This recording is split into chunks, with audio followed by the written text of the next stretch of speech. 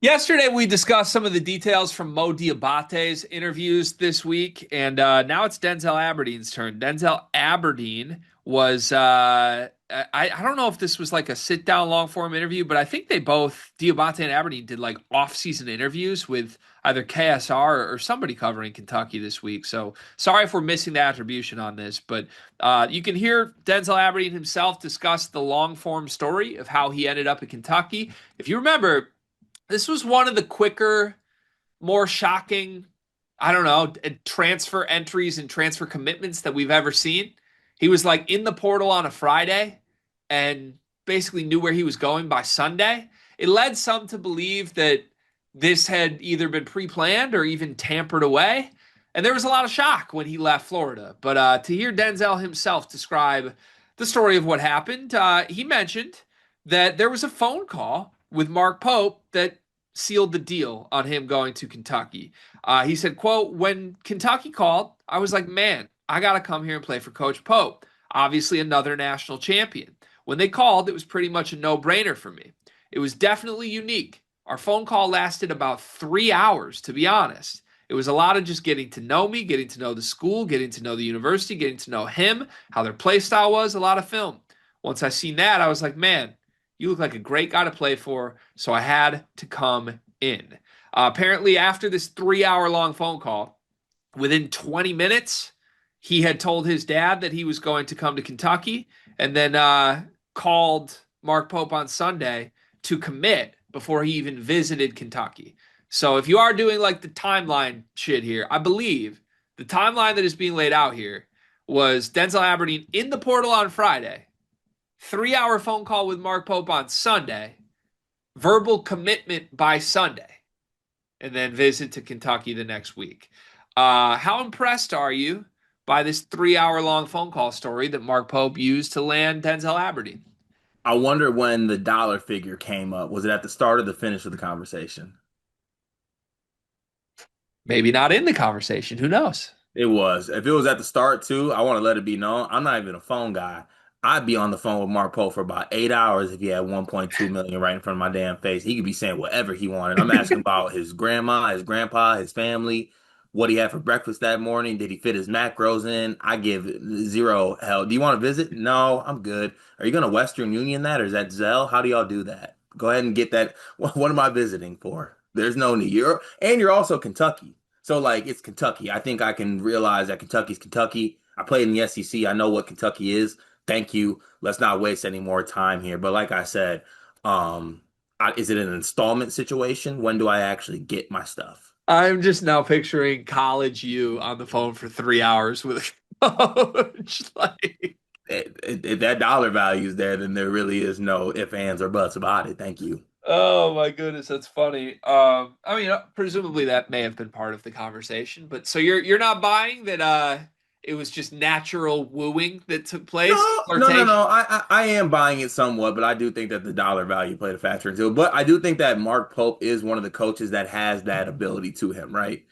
Like he can, I think he can just talk with the best. I think he can just have a conversation with you, ask about this, that, and the third, how you're feeling, what your love languages are. Like I feel like he has that in his bag, and like that resonates with people, and people feel good about that, and they feel comfortable with that. And I think like he knows that's his wheelhouse, right? Like he knows that's what can separate him from others, and he uses it to his advantage. What do you think Mark Pope's love language is? This video is brought to you by NBA 2KLab.com. 2K Lab worked with us last summer as well. They're one of our favorite entities in all of sports gaming. We want to show you their college basketball stadium locator challenge game. And I'm going to share a screen right now as we do this. South Carolina, bang. Oh, Ooh, okay, that's pretty good. Next, North Carolina. Why are we only getting the Carolinas? please Bang. lock in. St. John's, that's New New York. York. Bang. Where's New Jersey? We're on fire. Colorado. I actually don't know what state Colorado is. It's it's in Colorado. There's a state of Is that Colorado. this one? It's to the right of Phoenix. anyway, you get the picture. This game's really fun. They've got more games as well, like Guess the NBA Player, Mystery Fantasy Draft, and more. Stay tuned for all of the college football content and games that they'll be putting together to help you get the best experience out of college football 26. Back to the video. Words of affirmation, 100%. I was thinking it's just the name on the front. That's not even a love language. It's Mark Pope's. That's all it is. For what it's worth, Aberdeen says that because the timing being so quick of this is the interesting part for me. It's not that he had a long phone call with Mark Pope. That's a cool story. I'm sure it was a very special conversation for them. I fully believe this happened, and I fully believe that it's a big reason why Mark Pope was able to seal the deal here. Also, like reminder, I keep getting blasted for this in the comments, but I'm gonna be honest with all of this stuff. He said he considered Texas Tech and Indiana.